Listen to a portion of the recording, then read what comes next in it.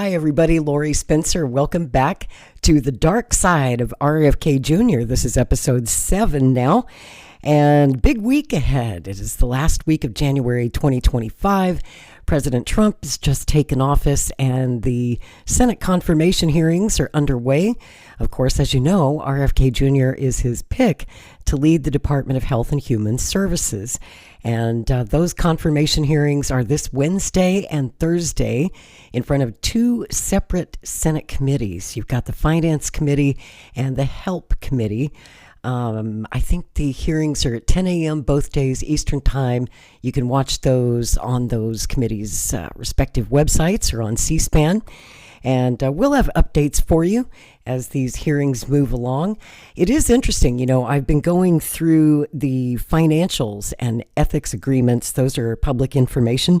Those have been dropped ahead of the confirmation hearings expected this week. And a couple of interesting things that we learned. Mr. Kennedy made about $2.5 million in recent years consulting and referring clients to a law firm suing over the Gardasil vaccines and also Roundup. Now, he is not walking away from the money, which is kind of surprising.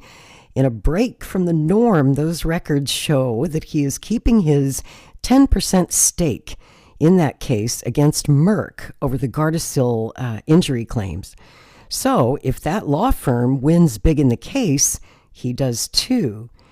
In a New York Times piece published this week, the experts that they talked to said that would make it hard for him to appear impartial as health secretary. If there were issues that came up with Merck or with Gardasil, FDA or CDC could find some pretty real problems, but if he was involved, it would look biased or face some challenges.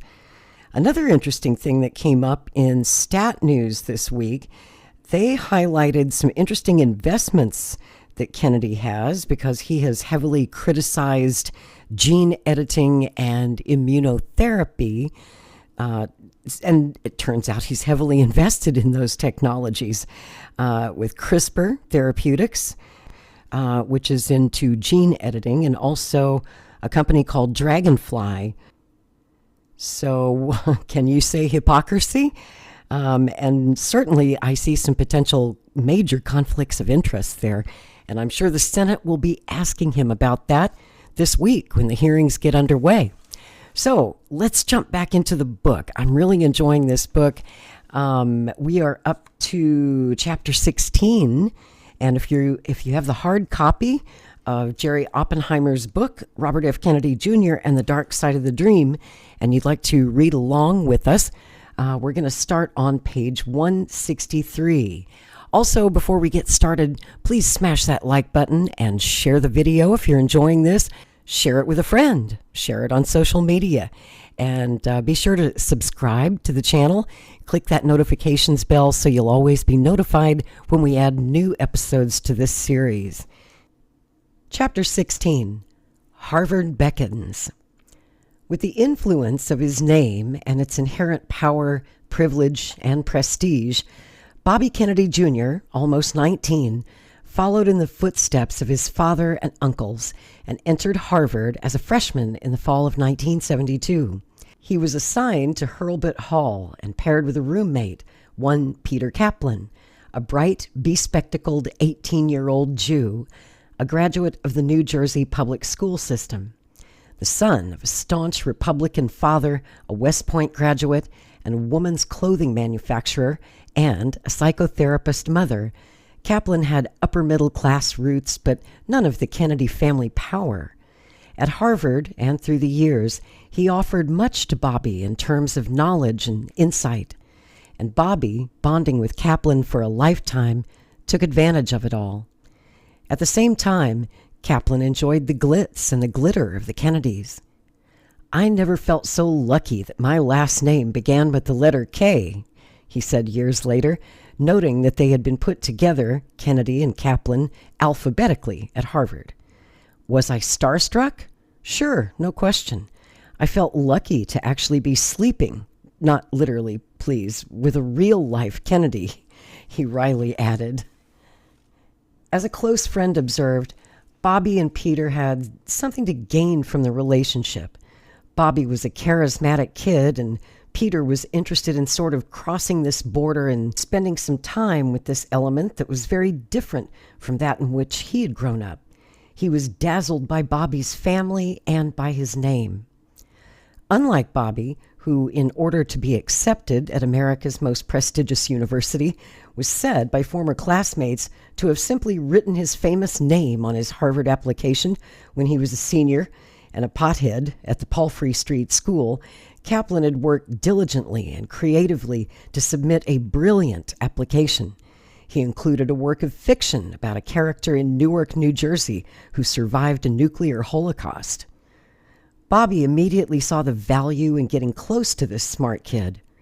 Early on, beginning at Harvard, Bobby began to have Kennedy-esque visions of greatness, aided and abetted by his loving mentor, Lem Billings, who frequently propagandized about Bobby's inherited Kennedy power. Bobby believed Billings's pitch and began to have thoughts of a great political career, following in the footsteps of his father and uncles. It wasn't just any political office for which Billings was priming Bobby. It was the presidency that he was getting into his head. When a Harvard classmate asked Bobby whether such talk had any reality, whether he seriously thought he could win a presidential election and be the second Kennedy to rule the country, Bobby's pretentious, brief, and to-the-point response was, "I feel that is my destiny."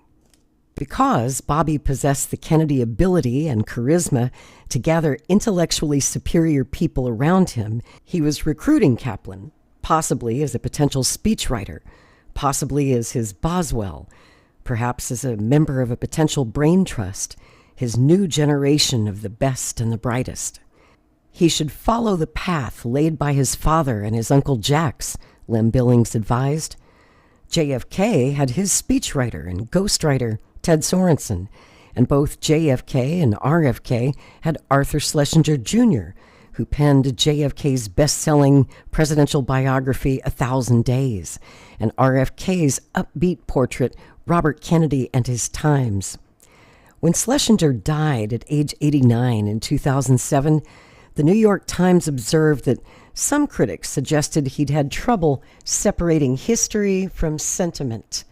Many noted that 1,000 Days ignored the president's sexual wanderings. Bobby had wisely chosen Kaplan to be his sidekick with a bright future, and Kaplan would parlay his talents. He became a prominent New York newspaper and magazine editor and writer. For many years, he ran the influential weekly New York Observer and later was editorial director of Condé Nast's Fairchild Fashion Group. But struck with cancer in his prime, he died in 2013. And like Arthur Schlesinger, Kaplan was the loyal type, and unquestionably loyal when it came to the Kennedy clan. And to the Kennedys, loyalty was an important trait for an insider to have.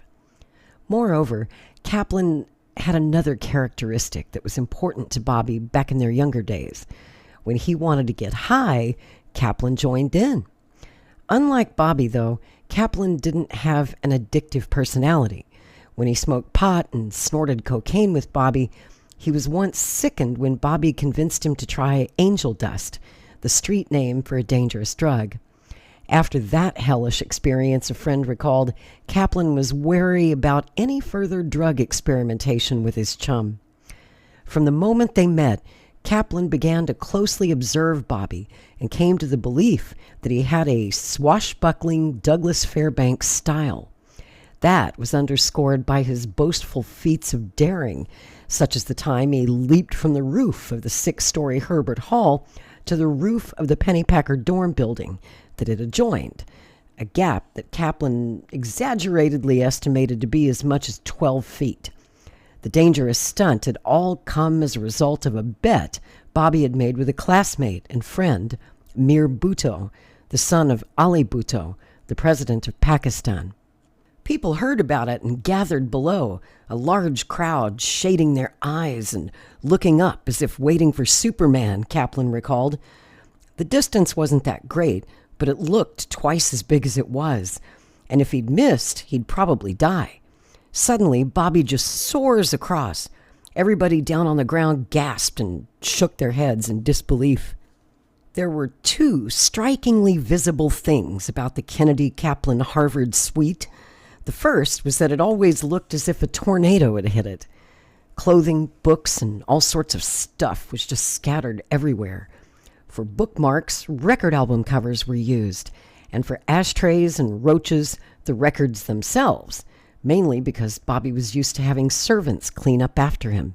And Kaplan had always been a messy pack rat, so as one friend recalled, it was a mess, a big, big mess. Beyond the clutter, Bobby, as usual, had brought one of his pets along with him to school to keep him company. Not a relatively tame falcon or even a cuddly lion cub as in the past, but rather a poisonous rattlesnake that was the subject of much terror and amusement among the other boys in the dorm. The snake, according to Kaplan, was not defanged. At least that's what Bobby had told him, meaning it could inflict major injury. Bobby allowed it to wrap itself around a ski pole and fed it by hand, Kaplan recalled. Because of the snake's potential danger, Harvard officials made Bobby find another home for it. The second strikingly visible thing about the Kennedy-Kaplan suite was that females were attracted there in droves, clearly intrigued by quite a different species of Kennedy snake. The female traffic, it was remembered years later, was constant. From the very first day of classes, Bobby was considered Harvard's babe magnet throughout his matriculation. Unlike in his gawky teenage stoner days, by the time he got to Harvard, Bobby had become, as one friend recalled, quote, a gorgeous animal, an incredibly magnetic young man. Even straight guys thought he was sexy looking. As the male friend noted, Bobby wasn't getting laid a lot just because his name was Kennedy.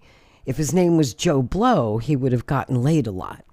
There was a steady traffic of girls through Bobby's room. One night, I was in Kaplan's room in their suite, and the door to Bobby's adjoining room was slightly ajar, and Bobby was in there with a girl, and the girl was looking with a kind of eroticized fascination at Bobby's various scars from the various accidents he'd had since he was a kid. He was describing how he got each scar in sort of a loving way, and she was definitely turned on by it. Bobby's collegiate lust and what was a jealous and competitive nature when it came to women was underscored by an incident that occurred involving his year-younger cousin, Christopher Kennedy Lawford. When Bobby was a Harvard freshman, Lawford was a senior at Middlesex, a fancy boarding school named after the Massachusetts town through which Paul Revere rode during his legendary The British Are Coming trip. One of the girls Bobby was seeing, whom he'd gotten to know while he was living with the Brody family, had heard that Lawford was planning to travel across the country to look at potential colleges, and she asked, and he agreed, to have her accompany him. While he fell for her and she for him, they didn't have intercourse, he wrote years later in his 2005 memoir, Symptoms of Withdrawal. They returned to Boston to tell Bobby about the trip and their blossoming romance, with Lawford wondering, how could Bobby be angry if I didn't actually have sex with his girlfriend? But he also noted, I was going up against the one peer I really didn't want to go up against. Bobby was furious. It didn't seem to matter that I hadn't had sex with his girlfriend, stated Lawford. The fact that a female was leaving him for me really pissed him off. We didn't speak for a year. He told me that Bobby's brother Joe had said if it had been him, he would have beaten the shit out of me. The young woman in question, who sought anonymity, told a somewhat different story to Peter Collier and David Horowitz for their 1984 book about the Kennedy dynasty. She said she had told Bobby that Lawford was more proficient at cunnilingus than he was, which apparently infuriated him. Having to be the best at everything, he demanded another opportunity to perform, after which she told him he was still the king of oral sex, at least with her. Bobby had been practicing the technique since he had started fooling around with girls back in his days at Millbrook, as he had once boasted to his roommate there. Bobby finally came to a bizarre agreement with Lawford over his lost girlfriend, one of a number in his stable while he was at Harvard.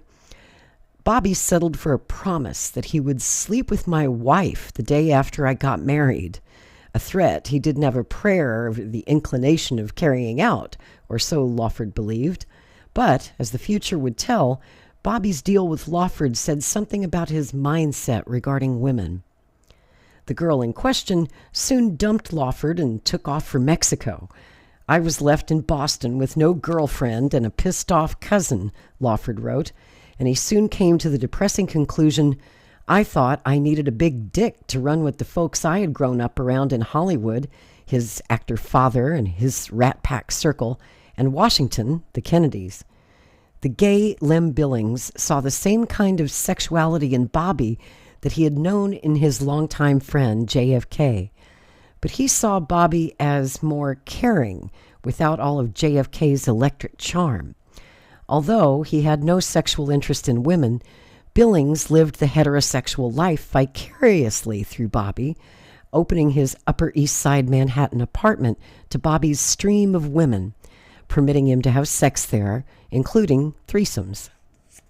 In the summer of 1974, before Bobby began his junior year at Harvard, Lem Billings proposed that they explore the very isolated and dangerous Apurimac River in southern Peru, an adventure that Billings had convinced Bobby would engrave his name alongside that of his father and his Uncle Jack in terms of bravery and daring. Bobby enlisted Fleetwood, 7 years his senior, to go along and document the trip, with, of course, emphasis on Bobby. As with Kaplan, Bobby viewed Fleetwood as another potential Boswell, another potential Arthur Schlesinger. Bobby and Fleetwood were the advance party to the Erie River, which claimed hundreds of lives annually. They were followed by Bobby's younger brother, David Kennedy, Morris Stroud, a young man who was known by Billings, Bobby's cousin, Chris Lawford, who later termed the whole affair completely disorganized, and Bobby's longtime pal, Doug Spooner. A few years older than Bobby, he had met him when Bobby was at Pomfret and was thumbing a ride on the Cape. Spooner, who reportedly sometimes hustled at both pool and golf, had picked him up, and the two quickly bonded after Bobby complained that his mother had kicked him out, and Spooner offered him a roof over his head if he wanted to stay with him, a shack that the 20-year-old reportedly lived in. By the time they reached an isolated village near the Apurimac River, Bobby had dysentery, but still ate anything and everything, including boiled rat, pulling out the eyes from the dead rodent's head and popping them into his mouth. Wait, what did I just read? Yes, you heard that correctly. That is boiled rat, ladies and gentlemen, pulling the eyes out from the dead rodent's head and popping them into his mouth. Okay. Lem Billings, it says, who idolized Bobby, did the same. Ooh. Bobby could also kill a chicken for food in a split second by snapping its neck between two of his fingers. And he had the ability to drink half a bottle of beer, then press his hand quickly down on the bottle's mouth, making the thick glass bottom fall out. He had developed loads of such tricks and savored showing them off. Reckless was the diplomatic way Fleetwood later described Bobby. In advance of the trip, Bobby had picked up some rudimentary Spanish, which gave him what Lawford recalled, quote, a position of power, and kept the rest of us at his mercy. Fleetwood's mother, a physician, had given the group a supply of drugs because of all the potential injuries and diseases one might pick up in the jungle that they would be inhabiting for about 10 days. Naturally, Bobby, considered the drug connoisseur of the third Kennedy generation, had put himself in charge of the stash, which included morphine and tincture of opium. Because of course he did. When Lawford and David Kennedy, both drug users, wanted to dig in, Bobby announced, "Not yet, man," claiming they needed the drugs for an emergency. "We didn't buy it," stated Lawford. When the bags containing the drugs were sealed, Lawford soon discovered someone had figured out how to get the cookies without opening the cookie jar. David and I were pissed. This was the first salvo in a new proprietary and more territorial approach to fear and loathing in Camelot. Bobby was presumably the suspect. At one point, Bobby decided to swim across the dangerous river, going under twice, leaving his party to think he had drowned. Described by Lawford as Bobby's admirer, Fleetwood, who was keeping a diary of the epic trip, recalled that David Kennedy, who had come down with strep throat, observing, "Here you have it, my big brother's own personal heart of darkness." Lem Billings had a different view. He saw Bobby as heroic and his feats as comparable to JFK's PT-109 exploits in the South Pacific during World War II. A big exaggeration, but one that showed how much he idolized Bobby. Moreover, he had begun calling Bobby Jack by mistake, and Billings had instructed Chris Lawford to be to Bobby what RFK had been to JFK. It was all quite bizarre. Bobby's adventures had caught the attention of a dynamic young TV producer by the name of Roger Ailes, who would later become the conservative mastermind behind the founding of Fox News.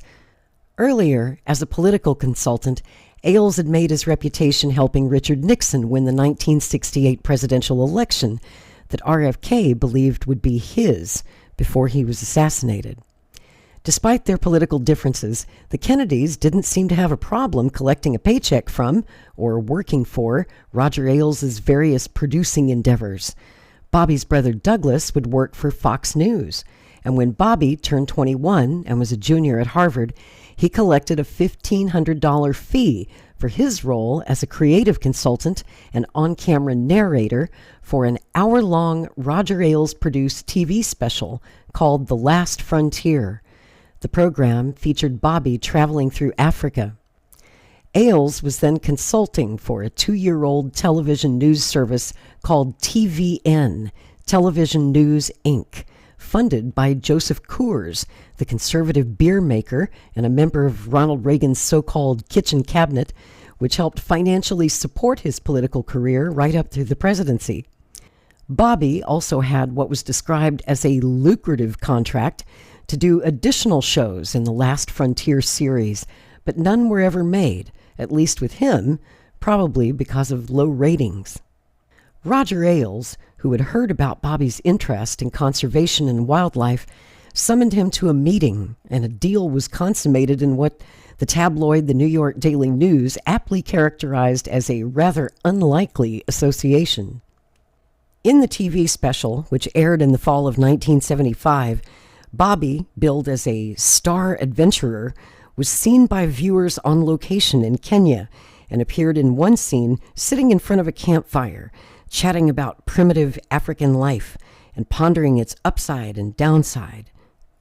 "I really don't know whether I could walk out of my hut into 3 feet of cow manure in the morning," he told viewers.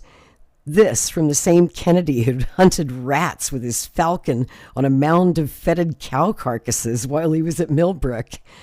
Ugh. In September 1970, this is a really hard to read chapter. I'm trying to get through it.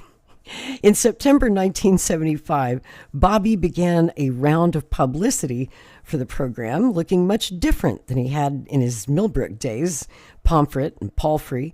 This time he was decked out in an expensive tailored suit with a blue Oxford shirt, a tie loosely knotted in a Sinatra-ish showbiz fashion, and suede desert boots. He told a newspaper interviewer that he liked the work that Roger Ailes had offered him, but he didn't view TV as a career. "I'm no actor," he said. "If we had to do a second take, I just fell apart. It was fun, though. I knew I didn't have to adapt to this environment in Africa.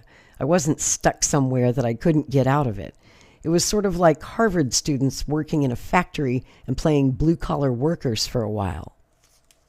Sitting in Roger Ailes' living room with a reporter who was assigned to write a story about him, He openly nursed a beer and smoked a cigarette, but curtly instructed the photographer not to take a photo of him taking a drag.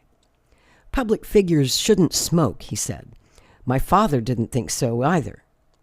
It was clear that he already was concerned about his public image because one day he might get into politics, something he would suggest on and off throughout his life, but has never carried through. Well, that was true as of the time this book was published. This book came out 10 years ago in 2015, and at that time, no, Bobby Kennedy had not run for any public office yet, but all that changed in 2024 when he ran for the White House, and of course is now perhaps going to play a very major role in Trump's government. Okay, back to our book. Echoing RFK, who by then had been dead for 7 years, Bobby said, "People with advantages in our society can use them to change the system and help large groups of people. The more they have advantages, the more they can help, and the more they should help." Rarely had Bobby at that point talked for public consumption about his father, but he opened up a bit and observed, "I was luckier than most people who have lost their fathers so young. I had the advantage of being able to read about what he thought and talk to his friends. It has all influenced me and led me to believe in the same ideals that he stood for. It took me a long time to put the pieces together, the memories and the things people said about him." Chapter 17, Author. Bobby decided to write his Harvard senior thesis on the South and began the project in the fall of 1975 with Peter Kaplan at his side. But earlier that year, he briefly got involved in his first political campaign, helping Peter Shapiro, a Harvard graduate and friend of Kaplan's brother Jimmy, win election as a Democrat to the New Jersey General Assembly. All Bobby, then 21, had to do was show up on the day before the June primary and be photographed with Shapiro as he knocked on potential voters' doors in a blue-collar section of Newark. "The truth is," said Shapiro years later, "I was looking for anything that would give me a boost, and Bobby was it." We got a story in the New Jersey edition of the New York Daily News on Election Day with a photo on the front page of Bobby campaigning with me. The publicity value of a Kennedy was all I needed to win. Shapiro won the primary by a narrow margin of 180 votes and later won the general election. Bobby's next campaign work would be for his Uncle Ted's failed presidential bid in 1980. But right now, in 1975, his immediate goal was to research and write his thesis in order to graduate. Along with Kaplan, Bobby headed into the Deep South in a Jeep, with Bobby's setter, Hogan, curled up in the back. Bobby's intention, he later explained, was to write, quote, "on recent historical and political developments in the state of Alabama." He had specifically chosen the heart of Dixie State because of its governor, the charismatic racist George Wallace, who was gunned down and left paralyzed in 1972 while campaigning for the presidency in Maryland's Democratic primary. When Bobby and Kaplan arrived, the wheelchair-bound George Wallace was once again involved in readying himself for the 1976 presidential primaries. The Kennedys' very own home base, Boston, had even given Wallace a majority in the Massachusetts Democratic primary. The good Irish citizens of South Boston, Bobby would later write, were suddenly in Wallace's camp. Those voters, he observed, were our people. At least my family always considered them thus. Bobby and Kaplan had crossed the Mason-Dixon line loaded with our standard Yankee preconceptions, small-town ignorance, burly white sheriffs wielding bullwhips and spitting tobacco, men in sheets burning crosses. In fact, once they arrived in a burg called Haynesville in Lowndes County, Alabama, their preconceptions burst. The local sheriff was black. African Americans were the country's largest voting bloc, and everything seemed just as good or just as bad on matters of race as up north in affluent McLean, Virginia, where Bobby had grown up, and where there were very few black people. The same was true in Kaplan's South Orange, New Jersey neighborhood. The two northern boys from Harvard got a warm southern welcome and were invited to stay at the home of a bachelor named John Sweet Pea Russell Jr., who had an antebellum home near the county courthouse. While they were there, Bobby began hearing fascinating stories, some good, some bad, about Frank Johnson, a liberal federal district judge who oversaw a number of prominent civil rights trials. And Bobby soon decided that the jurist would be the subject of his thesis rather than George Wallace, who had been a classmate of Johnson's in their youth and later a foe regarding integration. Still, Bobby and Kaplan had arranged to have a meeting with George Wallace, which became a curious photo op. Taken by one of the governor's aides, it showed the skinny liberal Harvard boys, one a bespectacled Jew, the other an Irish-American Catholic, standing on either side of the controversial Southern racist. Kaplan later recalled the meeting. Wallace received us in his office. He looked pretty awful, sitting behind his desk in his wheelchair, but it was obvious he felt a tremendous bond with Bobby. When he'd been shot, Ethel had gone to see him and invited him to stay at Hickory Hill. He hadn't done it, but he hadn't forgotten the offer either. In January, Kaplan returned to Harvard, but Bobby stayed on for a while, mostly just messing around. He had gotten himself another dog, a blue-tick coonhound, as a hunting partner, and he'd begun chewing tobacco and dipping snuff, which he claimed helped to quell his smoking habit, at least of cigarettes. Once back at Harvard, Bobby's thesis was accepted. How much of it he had actually written, however, was up for question. As someone close to both Bobby and Kaplan observed, back then, Bobby certainly did not think of himself as much of a writer, so Peter Kaplan was very helpful in getting that thesis finished. He felt he was helping his friend, and I think he felt flattered to be of service, and considered as an intellectual and a writer, which he was. Peter was exploited to some degree, but it was a two-way street. He was interested in being friends with Bobby and enjoyed the excitement and the fun and the glitter of the Kennedy family. There soon began an effort by a few prominent Kennedy friends on behalf of Bobby's mother, Ethel, who envisioned Bobby following in JFK's literary footsteps by having his Harvard thesis put into print by a mainstream New York publishing house and becoming a bestseller. That's how Jack got started, through writing. Lem Billings, in one of his many motivational pep talks, had told Bobby. When JFK published his college thesis in 1940 called Why England Slept, Joe, his father, told the future president, quote, "You would be surprised how a book that really makes the grade with high-class people stands you in good stead for years to come." That was essentially what Lem Billings had been preaching to Bobby, that there should be a major push to get his thesis published and become a famous author like his Uncle Jack. Billings had said at the time to a doubter, "You don't know Bobby. He's got that incredible ability to bring off the impossible." As it turned out, Bobby Kennedy Jr.'s people had better luck in 1977 in finding a major publisher for his thesis than had his Uncle Jack's people in 1940. Bobby's pages went right to the top of the New York publishing world and were immediately accepted at Putnam by its recently hired publisher, a hotshot by the name of Phyllis Gran, who jumped on the book because, as she acknowledged in 2014, it was Kennedy, Kennedy, Kennedy. Bobby's thesis had been passed on to Gran by Victor Temkin, head of Putnam's paperback division, Berkeley Books, she said.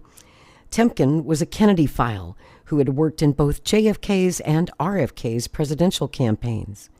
"I was excited. It was by a Kennedy. Who wouldn't be?" recalled Gran, who retired in 2011 after a 4-decade-long career in publishing. "The reason the Kennedys were receptive to me was because Art Buchwald and I were such close friends," she said. "I published Art and pushed his books his whole life." Bobby's thesis required much editing and rewriting to make it more like a commercial book, noted Gran, who recalled she enjoyed the process of working closely with the young, good-looking Kennedy. "We really had a good time together. We'd go into the office on the weekends. He'd bring his current girlfriend, Valerie, and his dog, and we worked on the book to make it commercial.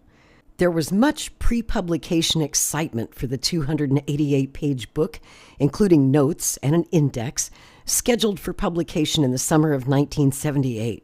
Not long before, there were front-page stories that the book's subject, Judge Johnson, was the choice of both President Carter and the Attorney General Griffin Bell for the post of FBI director, replacing the controversial Clarence Kelly, who had given up the job.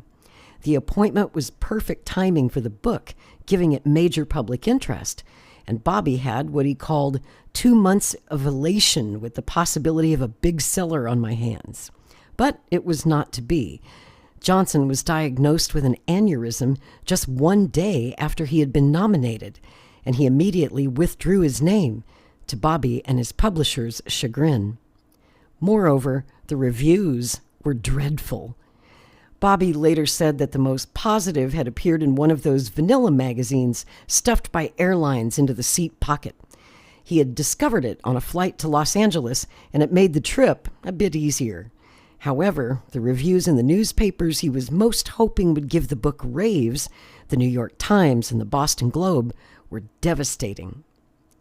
Howell Raines, a Southerner in his first year at the Times as the Atlanta bureau chief and the author of an oral history of the civil rights movement and a novel about Alabama's hill country, in other words, an expert on Bobby's broader subject and terrain, declared that the book, quote, neither adequately defines Judge Johnson's role in modern Southern history nor captures the tangled and compelling story. Further, he opined that Bobby had offered a, quote, plodding and disjointed analysis that clouds rather than clarifies Judge Johnson's achievements as a jurist. There are oversights, too, that seem inexcusable in a biography, even allowing for the fact that this is a first book that had its beginnings as a senior thesis at Harvard. It is puzzling, for instance, he continued, that Mr. Kennedy, a member of a political family dogged by tragedy, does not mention the suicide of Judge Johnson's son and the erratic behavior of the judge's brother, both of whom are said in other accounts to have suffered terribly from attacks visited on the family as a result of Judge Johnson's stand for racial justice. The book's principal failing is one of focus. The judge is quoted too sparingly and is frequently shoved off stage altogether. Bobby later said that he was in Alabama when Johnson's son killed himself, but avoided writing about it because I thought somehow I would be betraying a trust. No one outside can understand that kind of pain. You can't convey that kind of pain unless you're a superb writer, which I'm not. Headlined Heroic Rulings, Raines's critique concluded, for such a large man, a larger book than this is in order. Equally tough on Bobby was the Harvard Law Journal, which called the book a grave disappointment. A trial judge's biographer must make maximum use of whatever sources are available to him. Regrettably, Kennedy's book displays a number of shortcomings in this regard, the reviewer declared. When he cites a few unpublished interviews and speeches by Johnson, Kennedy unaccountably ignores more than a dozen published articles and speeches by Johnson that might have contributed substantially to his discussions of Johnson's views on civil disobedience, school desegregation, and penal reform. The Washington Post wasn't very favorable either. The paper that broke the Watergate scandal said Bobby's biography was, quote, basically an uncritical collection of loping anecdotes, which are engaging at times. However, the book lacks introspection, insight, and historical perspective worthy of Johnson and his accomplishments. The thesis itself was rated average by many of those who read it at Harvard, wrote the Post's Myra McPherson, but they blame the publisher, not Kennedy, for rushing him into print. Judge Johnson had survived his aneurysm and lived on until the age of 80.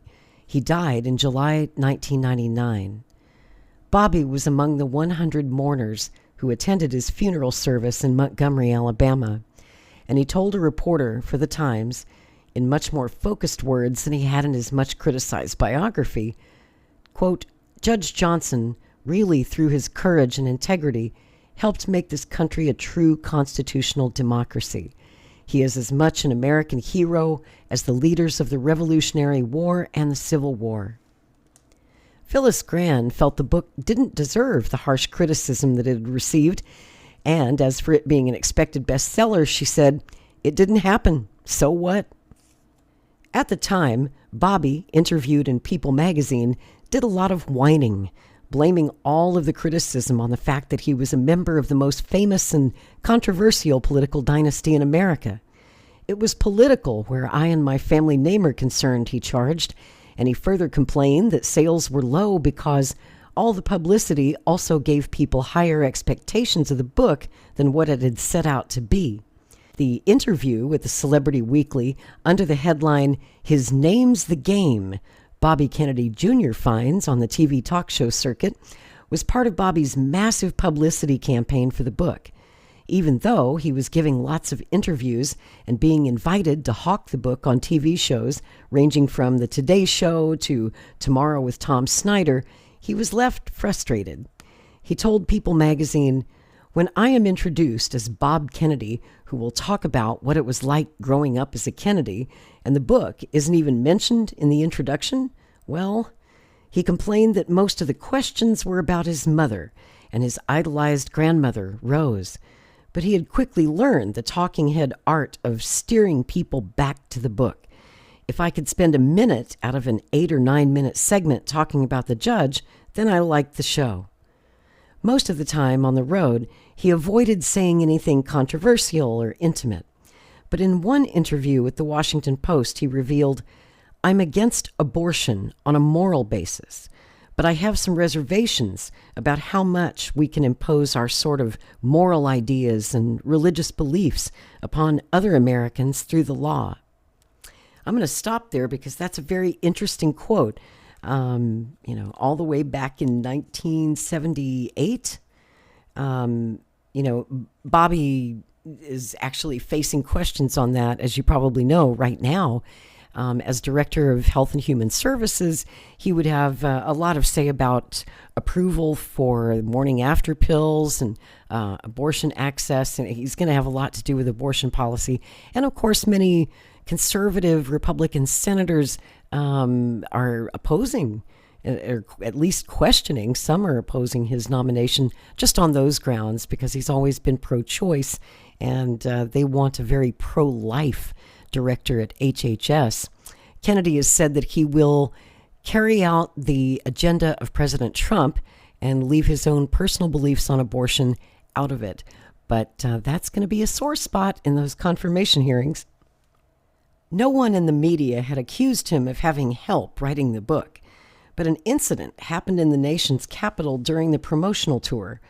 Bobby was in a bar, knocking down a few, when another patron spotted him, clearly was aware of all the national hoopla surrounding the publication by the young Kennedy, and accused him of using a ghostwriter. Bobby and his accuser got into a fight, and the next day, the papers said, "I beat up on a man who criticized my book," he told a reporter. Besides the poor reviews and disappointing sales, Bobby, at Lem Billings's urging, had applied for a Rhodes Scholarship, thinking the publication of his college thesis would hold him in good stead. But the scholarship committee felt otherwise. He didn't get it. If there was anyone who was thrilled with the book's aftermath, it was Bobby's girlfriend, Valerie Duff Pacifico.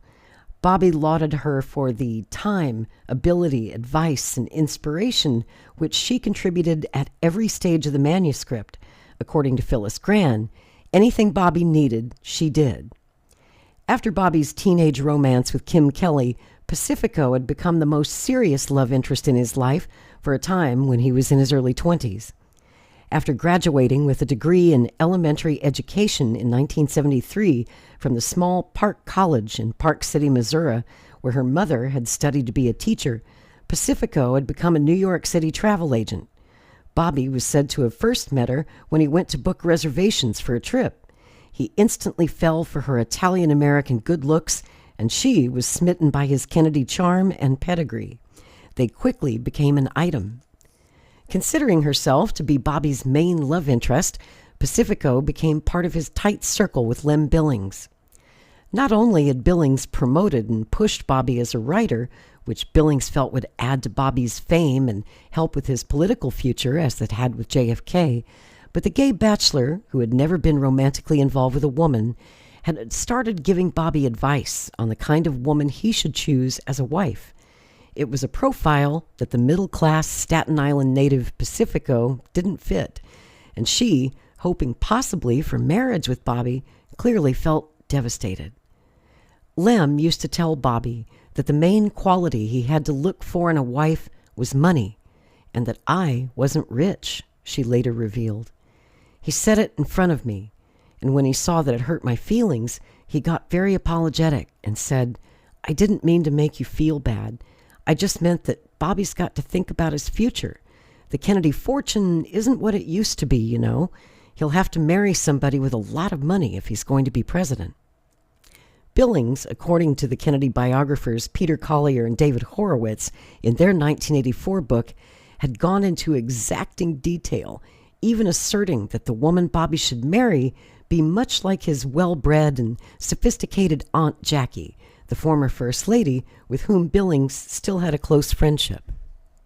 Still, Lem Billings had great faith in Pacifico's female judgment, and when he and Bobby would have what some compared to lovers' quarrels, he'd call Pacifico, thinking of her as his personal Dear Abby, who could offer him advice on how to fix things with Bobby.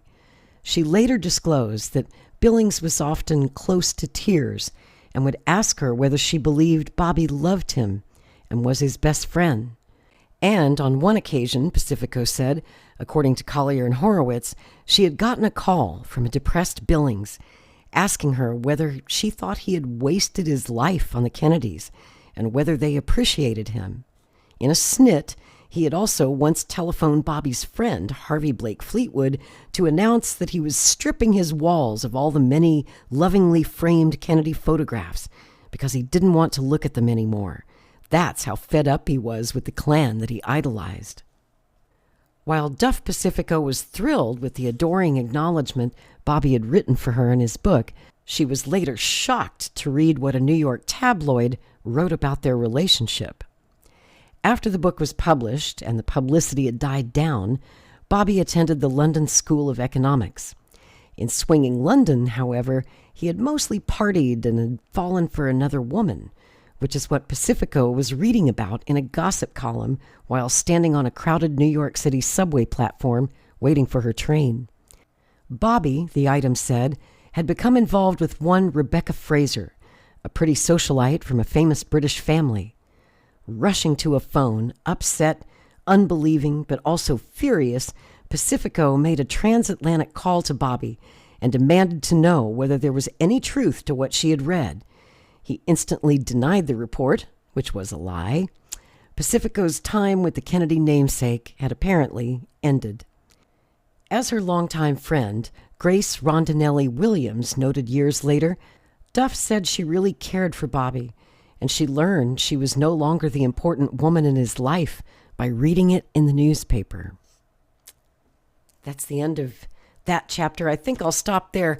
And another thing that's probably going to come up in Kennedy's hearings, there have been reports just within the past year that, I'm sure Cheryl Hines can kind of relate to what Miss Pacifico felt once upon a time, and Bobby's other two wives, who were constantly having to read about his exploits with other women in the newspapers. And over the past year, Cheryl Hines, Bobby's current wife, his third wife, has had to endure quite a bit in terms of what the gossip columns are saying, and the whole Olivia Nuzzi affair, the journalist that Bobby apparently had some kind of sexting relationship with. Then 3, I think, other women came forward who were involved in his presidential campaign, I think, as volunteers.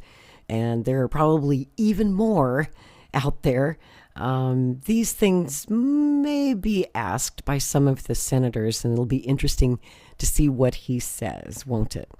We'll be back in a few days with another episode, and his British affair with Miss Rebecca Fraser. That was actually a relationship that lasted quite some time, and they almost tied the knot. That's an interesting story, and I'll tell it to you in the next episode. Until then, take care. I'm Lori Spencer. Thanks for listening.